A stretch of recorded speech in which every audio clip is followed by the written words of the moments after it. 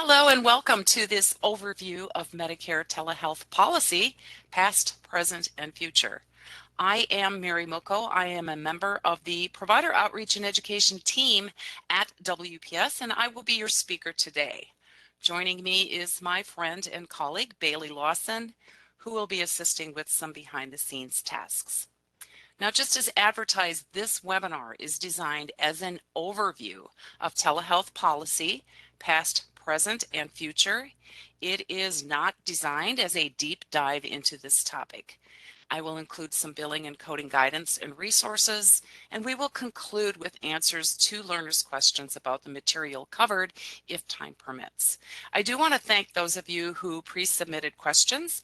I have included program content that should answer all of them. Here is just a bit of housekeeping information. This presentation is available for download from our live events webpage. The address is in the chat. If you have already done so, or you've not already done so rather, you may want to take some time to download it now. We will record this session, and barring any technical issues, we will post the recording to our live events webpage, where it will remain for about 60 to 90 days. I do need to make a correction. It's not our live events webpage. It is the Encore Presentations webpage, but you get there from our live events webpage. The recording will also post on our YouTube channel, where it will remain for as long as the information remains current or until we determine there is a need to remove it. Now, Bailey has placed the links into the chat for our live events webpage and for the Encore Presentations webpage, as well as our YouTube channel. Now, if you have presentation related questions, I do ask that you place them into the chat. I will answer questions as time permits, or I will send answers to questions via email. The email will be sent either directly to the learner that posed the question, or I will compile a list of questions and answers and send them to all of the attendees today. Please send any claim-specific questions to customer service. Staff in that department has access to claims history, unlike those of us in provider outreach and education. We include a disclaimer in all of our education, and we do so to let learners know that we make every effort to make certain that information is current, and the information, though, is subject to change. It is on the CMS website, where you will find the Medicare rules that determine final coverage, and these will always prevail. CMS does prohibit recording of our presentations for profit-making purposes, and because we don't know how you may use a recording, we just ask that you simply refrain from recording it altogether. Remember that we do make available a recording so you can come back to it and listen to it later and watch it if that is your desire. Here is a copyright notice, and it is based on the American Medical Association's copyright notice for CPT codes, descriptions, and other data. Now, I've included this CPT copyright notice in the presentation materials and here during our live event. Your continued participation in this presentation does infer that you agree to the terms of this copyright notice. Similarly, here is the American Hospital Association's copyright notice for codes that are used on the UB04 or 837I billing, including any type of bill and revenue codes. Now, again, your continued participation in this webinar, in this presentation, does infer that you agree to the terms of this copyright notice. Here is the agenda for today, along with our objective, which is to help you understand Medicare telehealth policy, past, present, and future.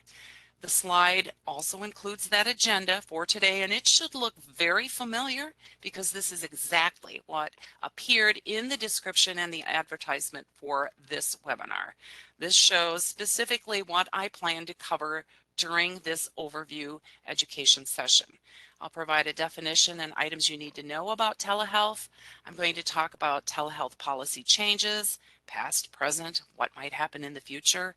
I'll provide some billing and coding guidelines and share with you some valuable resources, which are those same resources that I use to pull together these presentation materials today. And then, time permitting, we will conclude with some questions and answers. So starting with the definition of telehealth, simply put, telehealth allows rendering of a healthcare service to a patient that is not in the same location. While the definition is straightforward, that's not always the case when applying the rules.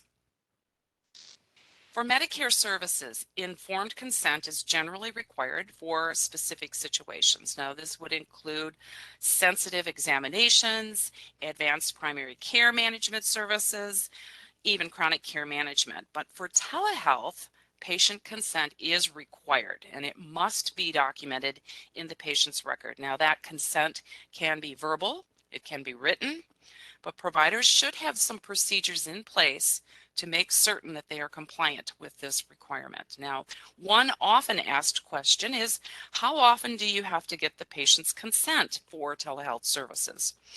Well, the answer to that is that CMS has not published a specific frequency. The only published information that we can find is what I've placed here on this slide. It says that you may get this slide. I have to advance the slide. Sorry about that, folks. It says that you may get patient consent at the same time that you initially provide the services. Now, some of you might work for a behavioral health or mental health provider. It is important for you to recognize that the rules for behavioral health and mental telehealth do differ from telehealth for other kinds of service. So throughout this presentation today, I will be giving you both rules for telehealth and for behavioral health and mental telehealth services. So based on laws enacted, Medicare has expanded access to behavioral health and mental telehealth services. So while many flexibilities for some non-behavioral health and mental health teleservices are on a provisional basis, most changes for behavioral health and mental telehealth services are on a permanent basis. CMS has not defined what constitutes behavioral health or mental telehealth services. There is no list of procedure or diagnosis codes, but instead, CMS has published that they consider as behavioral health or mental telehealth services any service for the sub-bulleted reasons you see here on this slide. So that is when the telehealth service is for diagnosis, evaluation, and treatment of a mental disorder, or treatment of substance use disorder, or SUD, with a co-occurring mental health disorder. Now, there is an encore presentation recording available on our YouTube channel. I've put embedded a link to it here. It's a webinar recording of a webinar that we held back in December of 2024. The name of that recording or that YouTube video is listed here on this slide. And as I mentioned, it is hyperlinked. So if you'd like more information, you can go to that for some more educational learning. So to better understand Medicare telehealth rules, I'm going to talk about this in this presentation. One really needs to be familiar with the term public health emergency, or PHE. Now, while few of us working in Medicare for any considerable time can't argue that this PHE or a PHE rocked our world, those that are new to Medicare may not be familiar with this term. So a PHE is a declaration to release resources in order to handle an actual or potential public health crisis. So the PHE that I'm referring to in this presentation today is one that was declared by the World Health Organization, known as WHO, back on March 11 of 2020. It was on that day that WHO declared the outbreak of COVID-19 as a pandemic, which resulted in a public health emergency, or PHE. Now, due to the economic fallout of the COVID-19 pandemic in the United States, Congress acted. The president signed into law the CARES Act on March 27 of 2020, CARES is an acronym for Coronavirus Aid, Relief, and Economic Security Act. Now, this act and other laws really affected Medicare rules for telehealth.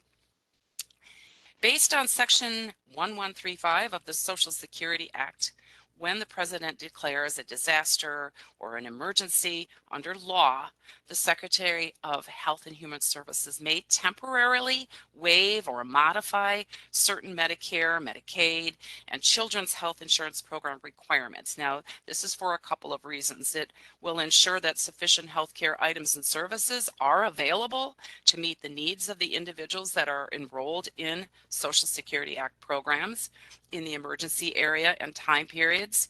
And it also ensures that providers who give such services in good faith can be reimbursed and exempted from sanctions, absent, of course, any determinations of fraud or abuse. So when you hear people speak of the Medicare flexibilities for telehealth during the PHE, it is the waivers under Section 1135 of the Social Security Act that allow those modifications to those requirements for telehealth services.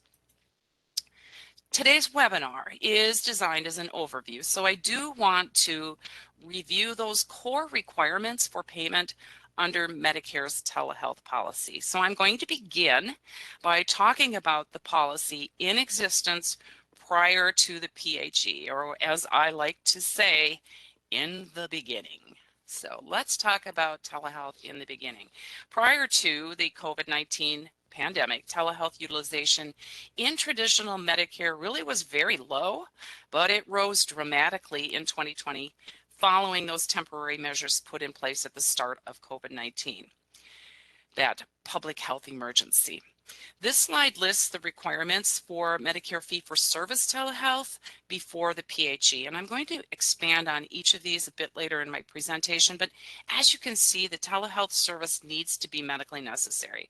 First and foremost, medical necessity is the overarching criteria for Medicare payment, not just for telehealth, but for all services. That Social Security Act says Medicare cannot make payment for any service that's not medically necessary. A telehealth service could be rendered to an eligible beneficiary, but patient consent was and still is required. The service would need to be rendered by a qualified provider, and remember, we're talking in the beginning. Only physicians and non-physician practitioners were allowed in the beginning to bill for telehealth. CMS approved and identified only certain services that could be rendered via telehealth. In order to allow payment, use of an approved two-way interactive audio-video technology was required, with few exceptions. Now, you'll hear me refer to this as a modality a bit later in this presentation. Finally, Medicare rules required that telehealth services could only be rendered in qualified, originating, and distant site locations. A lot of the pre-submitted questions that this group of learners that are listening today submitted when you registered for today's event asked about specific documentation requirements. So I want to talk about that just a little bit right here. A provider's documentation needs to show that all of the conditions for payment of telehealth services were met. So this applies to the telehealth payment policy in effect at the time that that service was rendered. Remember, we're talking today, past, present, what's going to happen in the future. Now, some of this may not be in actual provider notes in the documentation for the actual service that's being rendered.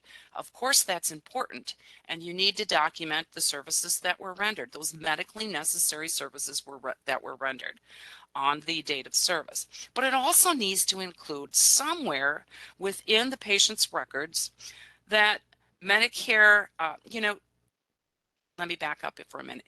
In the event that Medicare would request that documentation, there does need to be documentation somewhere within that patient record to show that all of these requirements or conditions for payment of telehealth were met. And this also includes that documentation of the patient's consent that I talked about earlier. So somewhere you're going to have to indicate how the service was rendered. Did you use two-way interactive audio video technology? Was it a coverable distance site? Was it a coverable originating site? All of those conditions for payment need to be somewhere within that medical record, as well as the documentation for the actual service that was rendered.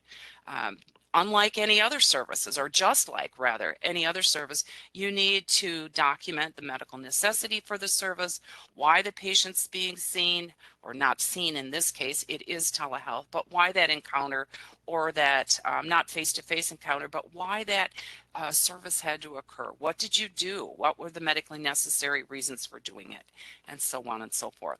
I want to expand a little bit here about eligible beneficiaries, because that's one of the conditions of payment for telehealth service. It has to be an eligible beneficiary. So beneficiaries that are enrolled in traditional or original Medicare are eligible for telehealth services, while those that are enrolled in a Medicare Advantage plan are also eligible. My presentation today does not include those beneficiaries who have elected to enroll in Medicare Part C or a Medicare Advantage plan.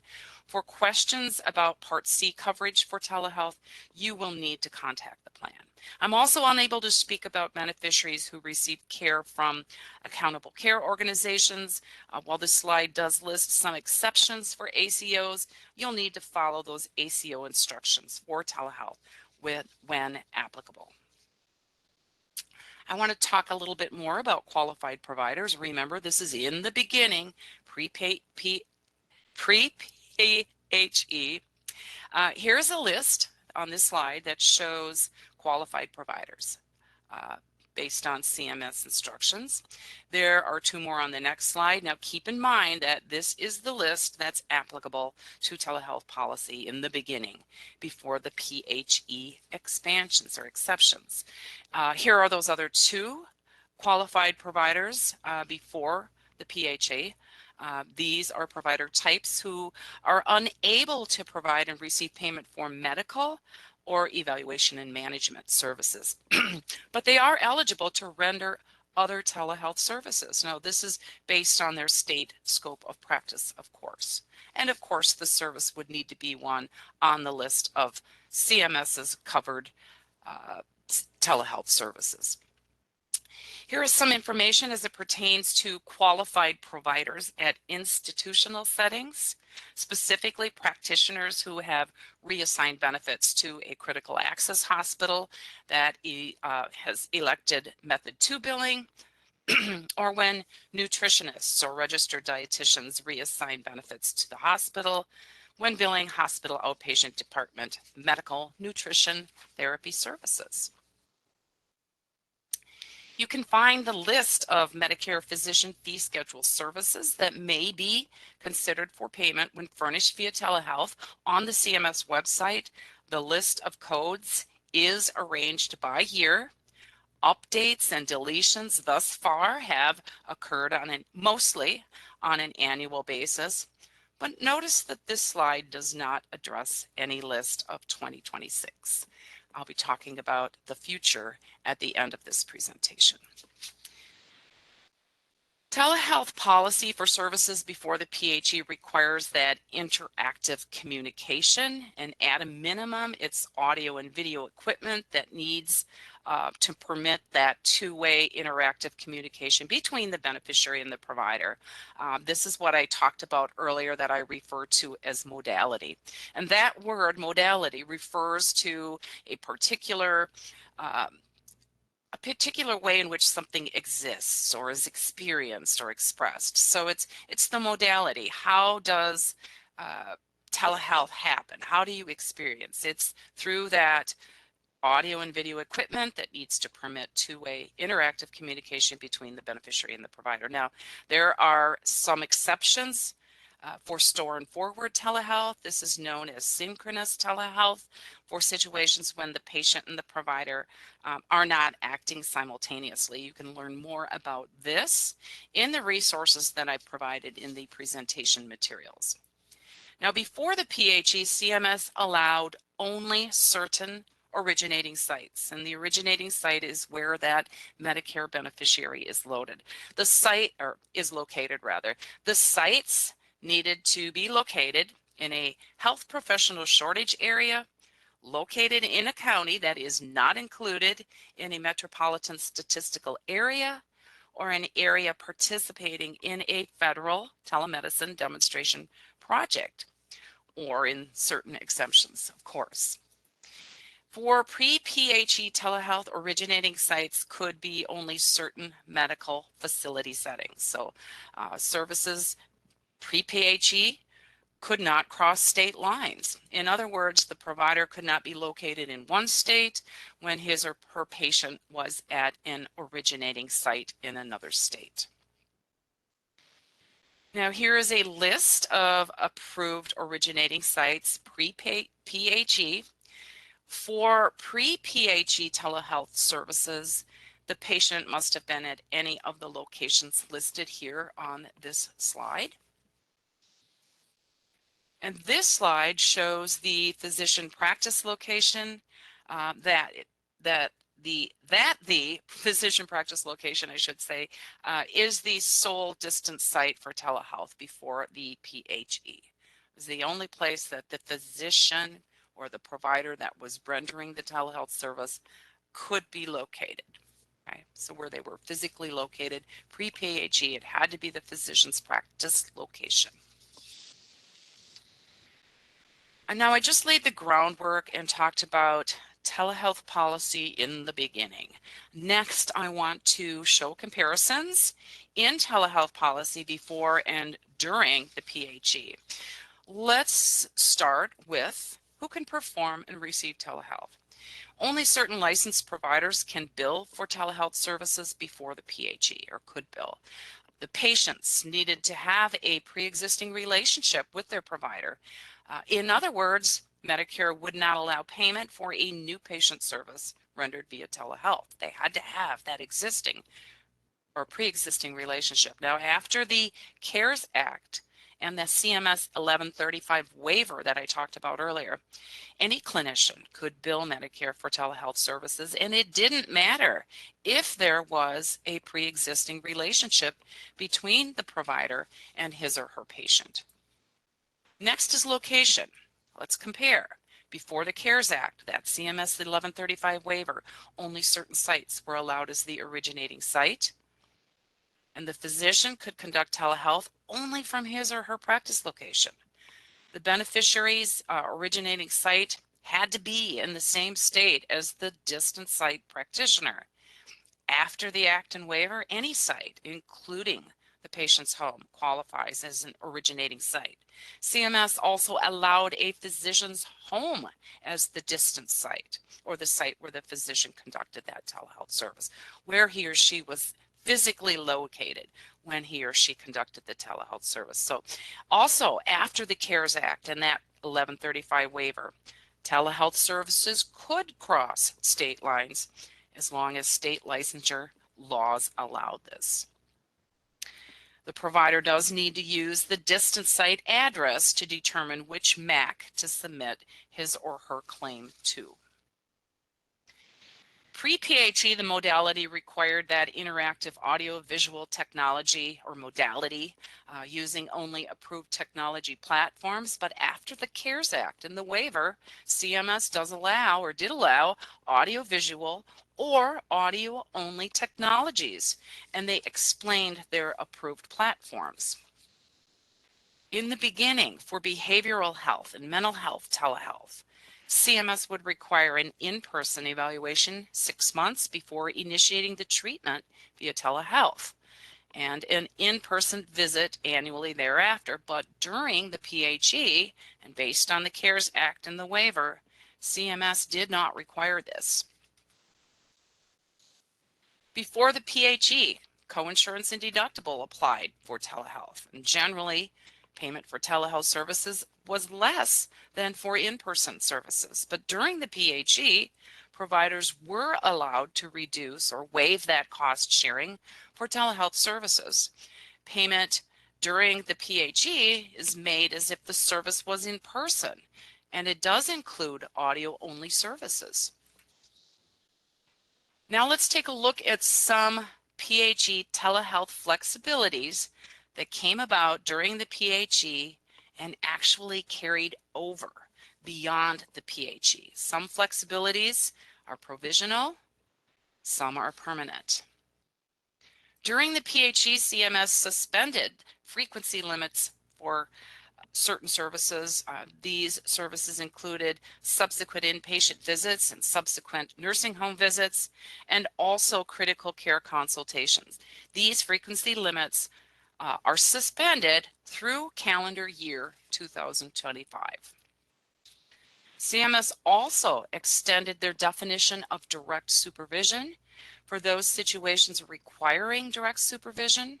CMS has adopted a definition of direct supervision, and that direct supervision definition does allow supervision through virtual presence using that real-time audio-visual interactive communication. So when documented appropriately, again, this is one of those conditions for telehealth. You need to document what modality did you use, what about those supervision flexibilities.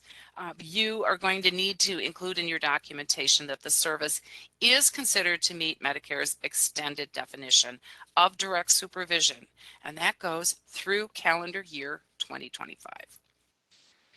In the 2025 final rule, the most recent final rule, CMS declined to make the remote direct supervision flexibilities permanent for all services, but they did adopt their proposal to make remote direct supervision permanent for a limited number, or a limited subset rather, of services. So in making this decision, CMS did state that further review is necessary. They would do this to evaluate patient safety and quality concerns related to that remote supervision. But the remote supervision flexibilities are permanent only for services that are furnished incident to a physician service, when they, of course, are provided by auxiliary personnel that are employed by the physician and working under the physician's direct supervision, and for which the underlying HCPCS code has been assigned a PC or TC indicator of 5.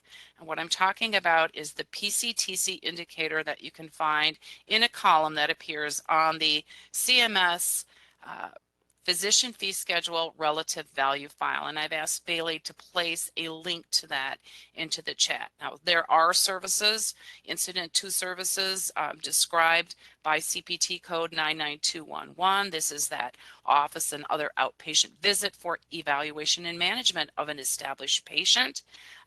For some of these services, they may not require the presence of a physician or other qualified healthcare professional, but these services would be allowed to be billed as a telehealth service on a permanent basis. Teaching physicians may have virtual presence when billing for services provided that involve those residents in teaching facilities, but only in those clinical situations when the service is provided virtually. And what we're talking about here is that three-way telehealth visit with the patient, the resident, and the teaching physician, all in separate locations.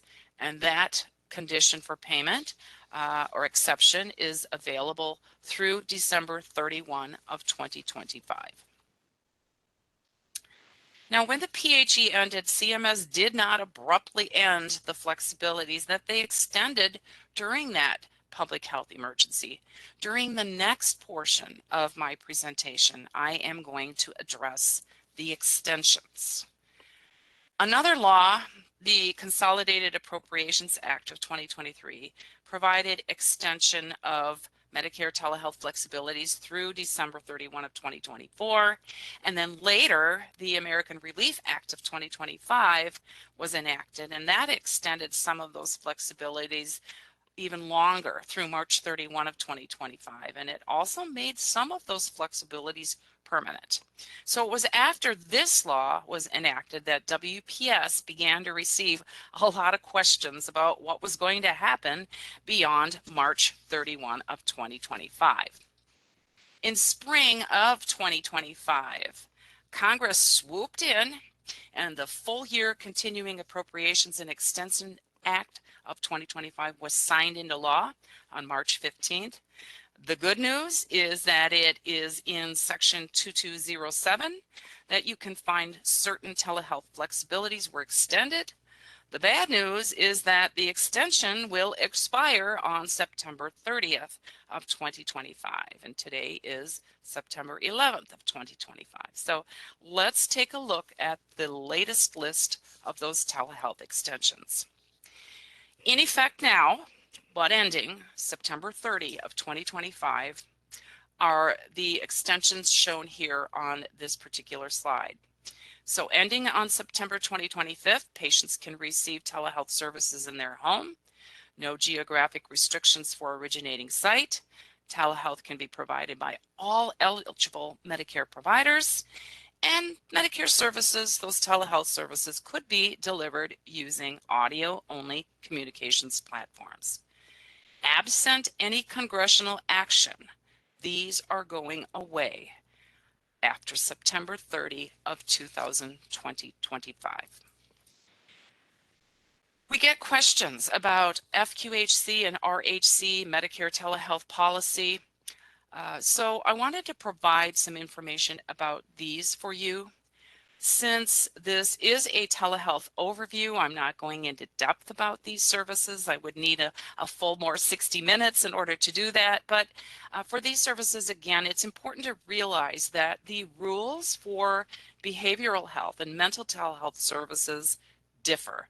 I talked about this earlier. Remember that CMS does not use procedure codes or diagnosis codes to identify a behavioral health or mental telehealth service. You need to look back to slide 11 that addresses this. Those services, when the mental health telehealth services for diagnosis, evaluation, and treatment of a mental disorder or treatment of substance use disorder with co-occurring mental health. So let's talk FQHC and RHC for just a few minutes here. Through September 30th of 2025, this year, CMS will allow FQHCs and RHCs to serve as Medicare distance sites for providers who are delivering non-behavioral mental health telehealth. When you look back to this slide presentation after today, make certain that you're reading very careful. Many of these slides identify for you, does this apply for behavioral or mental telehealth, or does it apply for non-behavioral or mental health telehealth? And what I'm talking about is non-behavioral mental telehealth services, the distance site. Through 2026, or September 30th of 2025 rather, CMS will allow the FQHCs and RHCs to serve as a distance site. CMS will continue to pay RHCs and FQHCs for non-behavioral telehealth medical visit services through December 31 of 2025, using the payment amount based on the average amount for all Medicare telehealth services that are paid under the physician fee schedule, weighted by volume. So that is through December 31 of 2025. The 2025 law also extends the ability for FQHCs and RHCs to continue delivering audio-only non-behavioral mental health telehealth services via audio-only communications platforms, but only through September 30 of 2025. This slide addresses FQHC and RHC physicians or practitioners who provide non-behavioral mental health telehealth services to a patient in his or her home. The law states that interactive communication systems may also permanently include two-way real-time audio-only communication technology for any telehealth service that's furnished to a patient in their home if, and that's an if, the distance site physician or practitioner is technically capable of using an interactive telecommunication system, but the patient is not capable of or does not consent to the use of video technology. This is for non-behavioral mental health or non-behavioral mental telehealth services in that FQHC and RHC. So because it's non-behavioral, You do need to make certain that you're documenting that the patient is not capable of or does not consent to the use of video technology. And you're also going to need to include in your documentation somewhere that the physician or the practitioner is technically capable of using that interactive telecommunications system. So because it's a non-behavioral or mental telehealth service, you need to include that in your documentation. For behavioral mental health, FQHC or RHC telehealth services, the flexibilities are permanent. They are listed on this slide. You can permanently serve as a distance site provider. The beneficiary or the patient can permanently receive telehealth services for behavioral or mental health care in their home. There's no geographic restrictions for originating sites for behavioral or mental telehealth services. Remember at the beginning of my presentation, I said the rules for mental health or behavioral health telehealth are very different from non-behavioral, non-mental telehealth services. And that applies also for FQHC and RHC. So for these can permanently be delivered using audio-only platform. You don't have to include in your documentation that the patient did not want to use video. You don't have to include that you're capable of it. You don't have to include that the beneficiary did not consent to that video because it's a behavioral health and mental health service. Okay. Now this slide also addresses RHC and FQHC services, and it states that the in-person requirement for mental health services furnished to beneficiaries is not required until January 1 of 2026. Okay, so there's no in-person requirement, and that's for mental health services. And this slide addresses the frequency of the in-person visits that are not required through January 1 of 2026, or through, actually that should say December 31 of 26. So this says that that in-person visit has to be within 6 months of an initial Medicare behavioral or mental telehealth service, or annually thereafter. But this is delayed until the beginning of next year. This slide includes a link to where you can find more RHC and FQHC related information. Today's webinar is designed as an overview. I'm not delving really deep into these. I'm just giving you the facts, past, present, future. Billing Medicare as a safety net provider is a publication, and it includes all of the items that are listed here on this slide. So I wanted to include this resource for you. It talks about policy updates, your codes, your revenue codes, how reimbursement is made, and it also provides a bit of information about remote patient monitoring services. So those of you that represent or work for RHCs and FQHCs will likely find this very, very helpful. All right, I do want to share some information about telehealth in 2025 and beyond. Those services specifically that were new in 2025. Remember, this is a past and present and future. So I want to cover all of it. So based on several telehealth provision in last year's final rule, CMS added a lot of services to the list of Medicare telehealth services. They are here on this slide for you. In the interest of time, I'm not going to read through these during today's overview, but I do want you to have this information. Here is one last new for 2025 telehealth service. This is those opioid treatment programs, or what we call OTPs. I wanted to include this information for you, where you can find additional information about this new for 2025 telehealth service. This slide provides details about the originating site for Medicare behavioral and mental telehealth. On a permanent basis, there are no geographical restrictions.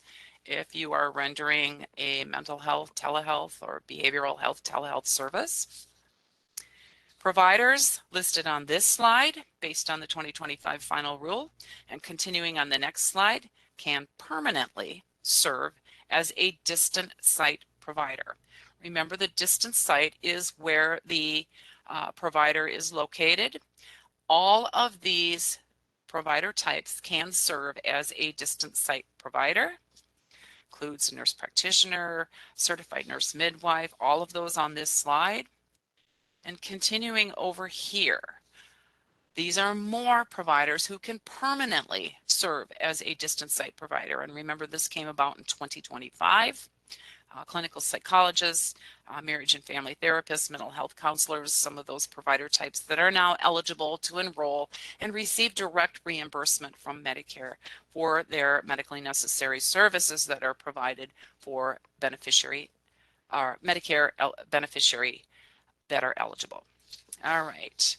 Through 2025, practitioners may continue to use their currently enrolled practice location on the claim instead of using their home address when providing Medicare telehealth services from their home. This is through 2025. This information pertains to modality 2025 and beyond. Remember, modality is the way that you are going to accomplish that interactive communication. Medicare will continue to allow use of audio-only platforms through September 30 of this year, but starting in 2025 and going beyond, Medicare will allow providers to use an audio-only telehealth system, but only when they're capable of using that audio-video telehealth system and the patient is in their home, but not capable of using that video technology, or they don't want to use that video technology. This needs to be included in your documentation if it's a non-mental health or behavioral health service. If it's a mental health service or behavioral health telehealth service, it doesn't need to be in the documentation, because that was one of those not extensions, but one of the exceptions that became permanent. Okay.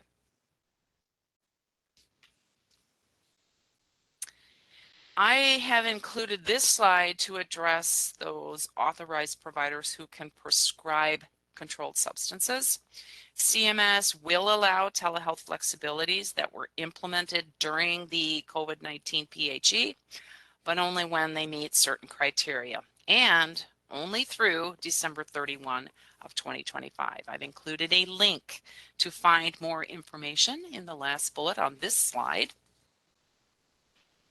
Now, on to some billing and coding for telehealth in 2025. This is current.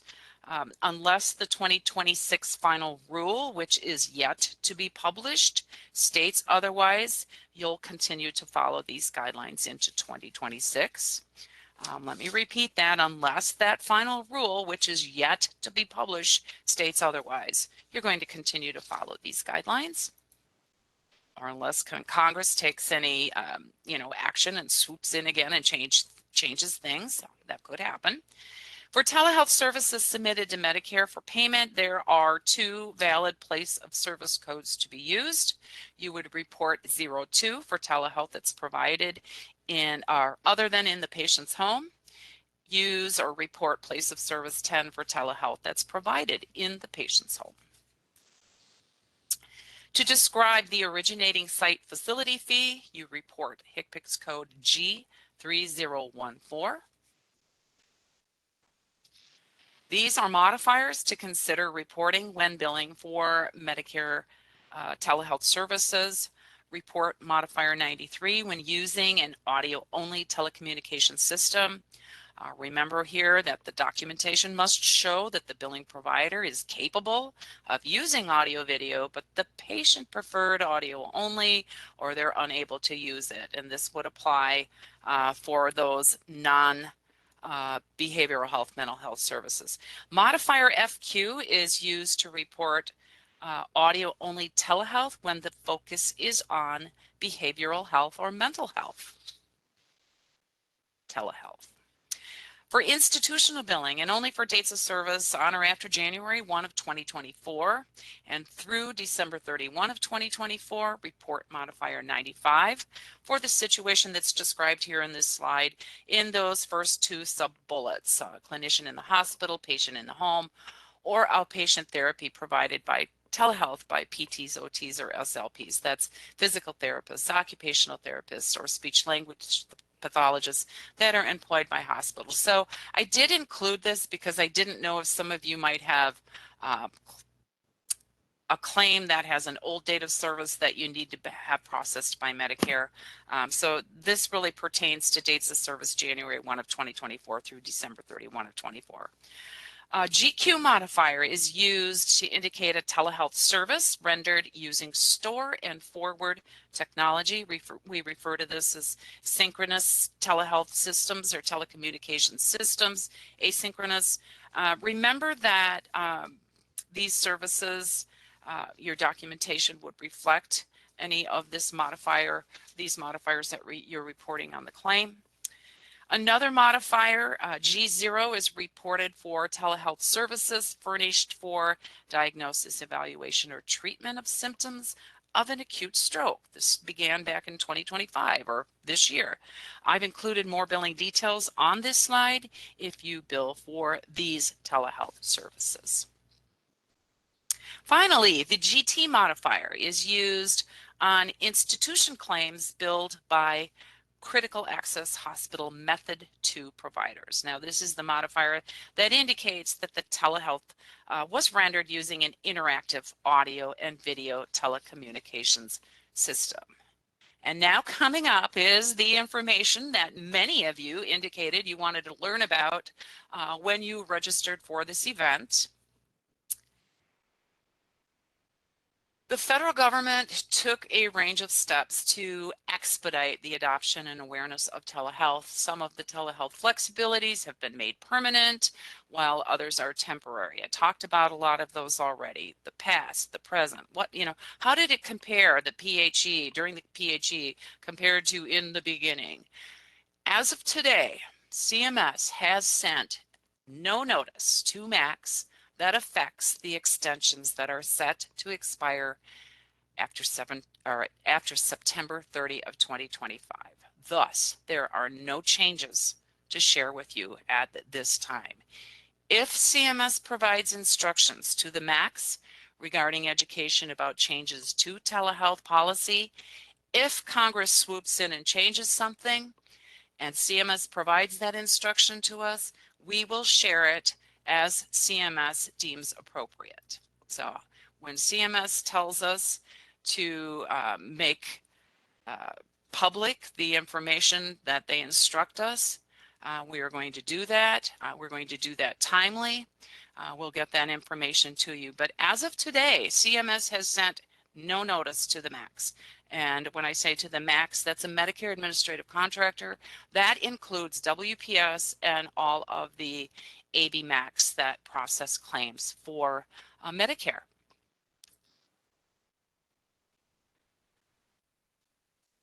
As far as Medicare telehealth in 2026, the calendar year 2026 payment policies under the physician fee schedule and other changes to Part B payment coverage policies proposed rule does include some changes to telehealth.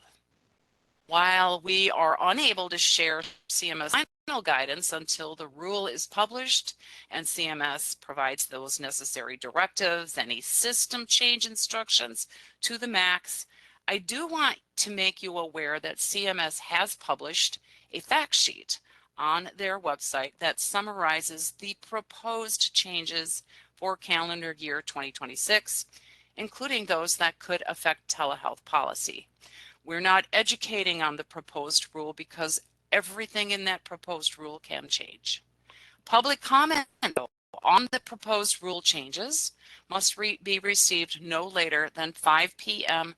tomorrow, September 12th of 2025. Public comments must be received no later than 5 p.m. tomorrow. So I've asked Bailey to place information into the chat that explains how you may provide comment on that proposed rule, not just telehealth, but anything else in the proposed rule. In addition, we are going to send you this information that Bailey is placing in the chat after this webinar concludes today. It's a lot of information she's putting in there, but I want you to know that you do have the right, and CMS wants to hear from you or anyone that has comments on that proposed rule. The fact sheet that summarizes those changes is linked in this presentation that you received for today. It's available for download, and you can still get it out from our website, but only for a short time. But CMS does want to hear from you if you have comments about the final rule. Again, until the MACs receive directives from CMS regarding final rule changes, the MACs, including WPS, we do not know what's going to change. We do not know what lies in store. Once received, we will share guidance with our provider community as soon as we get that green light from CMS. We're waiting for it too, folks. Many people have asked what we believe will happen, and unfortunately, we're really not in a position to even begin to predict what the future holds for telehealth. It is indeed like looking into a crystal ball at this point. So this includes or concludes my prepared remarks for the overview of telehealth policy, past, present, and future. I would like to ask Bailey if there are any questions that I might be able to answer during the presentation. I know a lot of you pre-submitted some, and I do want to thank you. That was very helpful as far as pulling together content for my prepared remarks. So Bailey, can we go over some of the questions that may have been entered into the chat,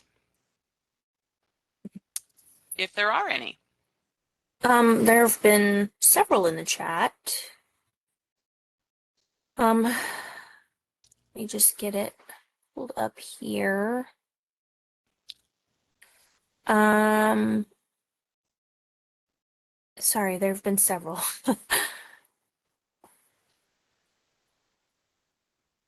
What are the rules if a patient is on vacation out of state? All right, we talked about, or I did talk about this and touched upon it a little bit during the prepared remarks now. Currently, CMS is allowing telehealth services across state lines. Let me just look here. I'm doing some digging here. Bear with me while I look for some information to share with you. I am going to actually pull it up and share it. And the next portion is resources here. I have HHS guidance for providers, and this is actually what I want to show you. This is where I got a lot of the information that I'm presenting about today here on HHS's guidance for providers. It's Telehealth.HHS.gov, and remember, this is in your handout. So I want to open this page and tell you specifically that this, pull it over so you can see it here. On this telehealth page, CMS, I think, does a fantastic job talking about telehealth services getting started, planning, preparing telehealth policy, billing, licensure. And this actually speaks to that licensing across state lines and rendering those services across state lines. So currently, CMS is allowing telehealth services if the patient goes on vacation out of state. And this is where you can find more information to delve into that. The provider has to enroll with the Medicare administrative contractor that processes claims for the state where he or she is physically located when he or she is doing that telehealth service. And remember that the provider needs to be cognizant that that state where the beneficiary is at might have some licensure laws that are different than his or her state. So this webpage talks about licensing across state lines and those licensure compacts, those that make it easier for providers to practice across state lines. As far as the other resources I have available for you here, we have CMS's telehealth webpage I've included. There is a Medicare Learning Network booklet, Telehealth and Remote Patient Monitoring. This is an MLN, Medicare Learning Network product, dated January 2025, very helpful. Also, WPS has telehealth resources listed and linked to or embedded to on our Telehealth Resources webpage. Here's where you can find those YouTube videos that I talked about a little bit earlier. Some of those that we talked about, telehealth services for mental health services, if you provide those services. And then back to the questions and answers. Bailey, we have a few more minutes. We can answer some more questions before we conclude for the day. Yeah, so the next one we have in is, will Medicare accept telehealth codes in the future? This is a question I'm not really sure what telehealth codes you're referring to. Based on my experience and the questions I've been getting, a lot of people are asking about those codes that begin with 98 that Medicare does not cover, those that do not appear on the telehealth list of codes that is published by CMS. We do not know that CMS will allow these in the future. We have not been told that we will allow them. So at this point, I'm going to say, if you are talking about, or what your question is about, is those codes that begin with 98, no, we will not accept those as telehealth codes. We will need to wait and see, though, what the final rule brings. We don't know. We don't know if Congress is going to swoop in and you know, there will be a law that's going to change things. That's kind of a wait and see. So if you're talking about the 98 telehealth codes, or those codes that begin with 98, until we are told any different, we will not accept those codes.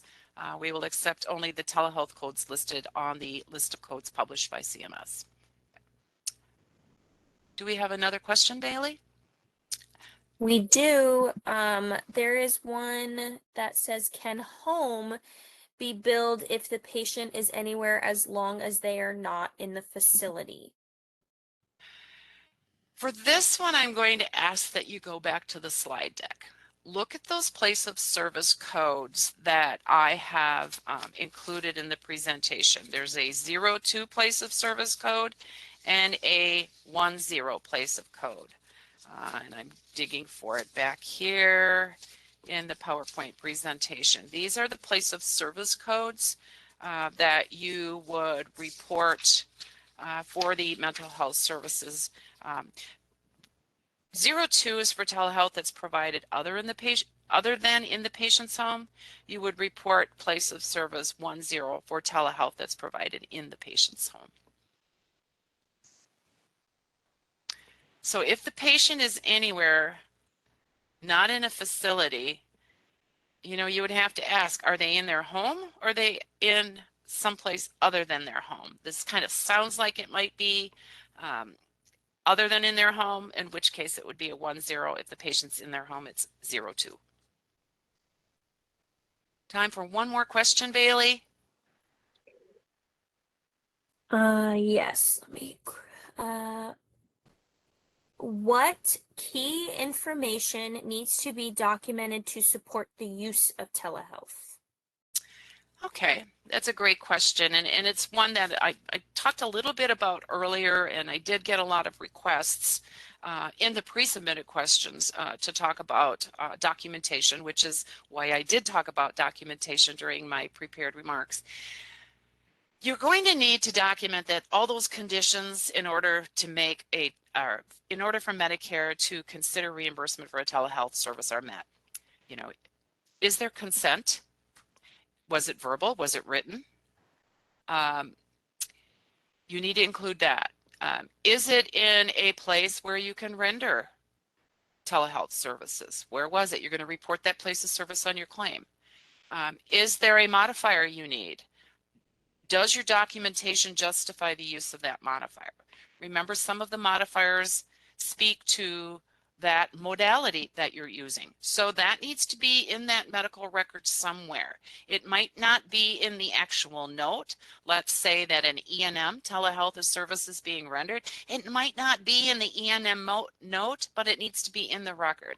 So when you If you are asked by Medicare or a medical review contractor for your documentation and it's a telehealth service, you need to pull all of that information from all those areas where it's kept and get all of that information back to the contractor that's asking for that documentation. These are great questions, and I'm going to tell you in just a moment and remind you again how we will get answers to all of these questions out to you. But we are coming up on our time, so I do want to close out with a few reminders here. And I just talked about questions and follow-up questions. You know, those unanswered questions that are out there in the chat, we will answer. We also will give you 7 days following today's event to send us any questions that you can think of related to what I talked about today. You can also, in a survey that we're going to ask you to complete, tell us about topics you'd like to hear about in the future. When sending your questions to us within that 7-day period following today's event, send the email to the email address shown on this slide. Bailey's actually also putting that email address, I believe, into the chat. Put today's topic in there. Telehealth is all you need. You don't need past, present, and future. If you have a claim-specific question, let's say one of your claims for telehealth denied. If it's specific to a claim, I'm unable to help you because I can't go in and look at claim history and see what happened to your claim. For those, you'll need to contact customer service and someone will be happy to assist you. If you are seeking continuing education units for this program today, this 60-minute program, you will, if you did not join by telephone, you will receive an email. And within the verbiage of the email, it's not in an attachment, there's going to be words that say, this certifies you successfully completed the training. It'll have the name of today's event, the date, the hours. That email is what you need to copy or forward to an accrediting body to request that they award you with CEUs. Now, if some of you listened by phone only, you didn't see the presentation as I was showing it, the PowerPoint slides, you know, you might have downloaded the slides, but if you didn't see them during this webinar today, what you'll need to do is send us an email, include the phone number that you called in from, and we will get you an email with an attachment with a certificate so that you can forward or provide that certificate to an accrediting body for those CEU awards. So that's your certificate of achievement. I mentioned to you the survey. I want to tell you just exactly how important that survey is. There are a lot of you on this webinar today. There were over 230 people registered. Thank you for taking time for coming, but I need to hear from you. I need to know about this customer experience. You know, did it help you? Was the information presented helpful? What could we do better in the future? Obviously, we're all waiting to hear about 2026 changes, and I couldn't tell you that today because we don't know those changes. We have made some changes based on survey comments. We've added chapters to our YouTube videos. We've added training indicators to our announcements.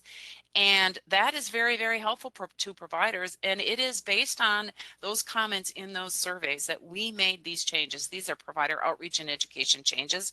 I know there's other surveys at WPS, and every single one of them is looked at and monitored. We want to hear from you. We want suggestions for future topics and so on and so forth. There is a survey link in the chat.